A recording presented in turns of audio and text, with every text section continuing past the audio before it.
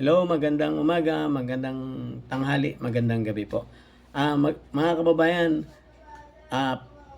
ngayon po March 28 ay kaarawan po ni Pangulong Rodrigo Roa Duterte, mga kababayan.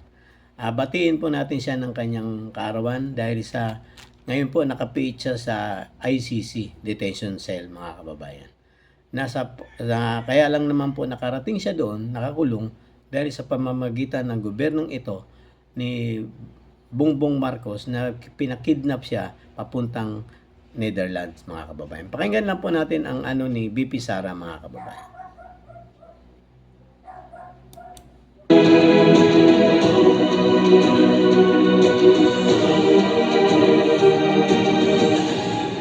Assalamualaikum warahmatullahi wabarakatuh. Madayaw maayo adlaw kaninyong tanan. Magandang araw sa inyo lahat.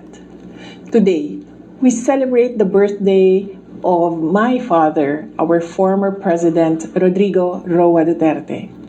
To all the parallel support groups, volunteers, and the millions of Filipinos here and abroad who organized celebrations to honor him, maraming salamat sa inyong walang sawang pagmamahal at katapatan.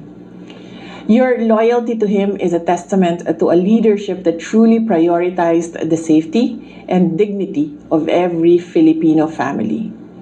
But as we celebrate, we also stand firm.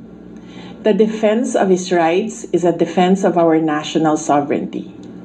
We must remain vigilant against the weaponization of the law and the unconstitutional intrusion of foreign bodies that seek to bypass our own courts.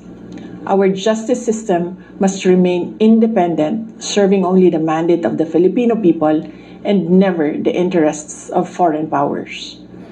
To the Filipino people, thank you for being our strength. Through the storms and challenges, your resilience remains our inspiration. Patuloy nating ipaglaban ang dangal ng ating bansa.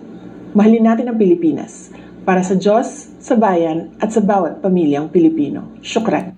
Yan po, mga kababayan. Batiin po natin si Pangulong Rodrigo Roa Duterte na isa sa pinakamagaling naging presidente ng ating bayan, mga kababayan. Nandun po siya ngayon nagsiselebrate sa kanyang detention cell sa ICC, mga kababayan.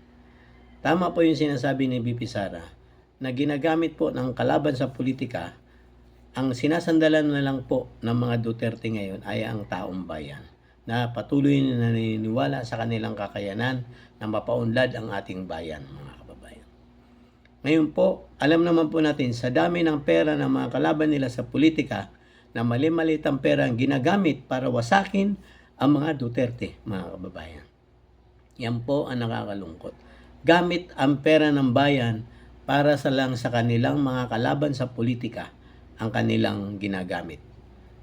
Pera pa ng bayan para wasakin, sirain si BP Sara at ang pamilyang Duterte, mga kababayan. Hanggang dito na lang po. Binabati po natin lahat si Pangulong Rodrigo Roa Duterte sa kanyang kaarawan ngayon. Happy birthday po, sir. Marami pong salamat at kayo dumaan sa pagkapangulo ng ating bayan. Na bukod tangi pong nag-angat ng konti ng ating kinabukasan ng ating mga kababayang Pilipino.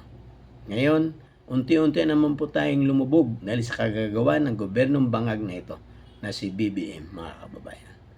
Hanggang dito na lang po. Palambing naman po ng like, share, and subscribe po to my YouTube channel, Deo Durano TV 2.0 at Facebook page, Deo Durano TV 2.0. God save the Philippines.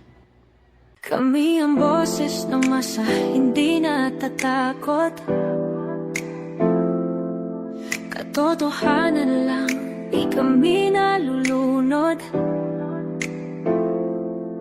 Walang bahid ng sismis, lahat ay totoo.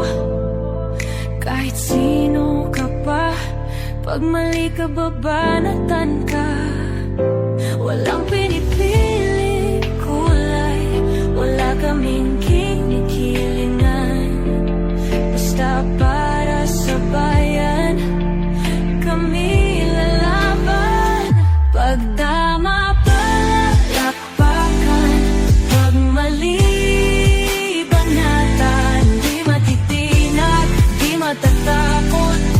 sa bayan, tuloy ang sigaw.